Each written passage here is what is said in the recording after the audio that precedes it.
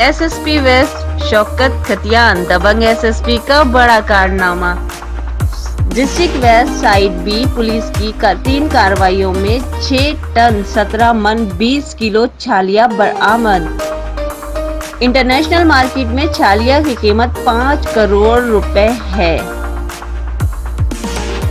तफसीलात के मुताबिक एसएसपी वेस्ट शौकत खतियान ने पहली कार्रवाई side B plot number F53 small industry hub river road गोदाम से 2 ट्रक छालिया से लोड बरामद हुई। दूसरी कार्रवाई थाना साइड बी की हदूद सुहेल गोदाम से भारी मिकदार में छालिया बरामद हुई।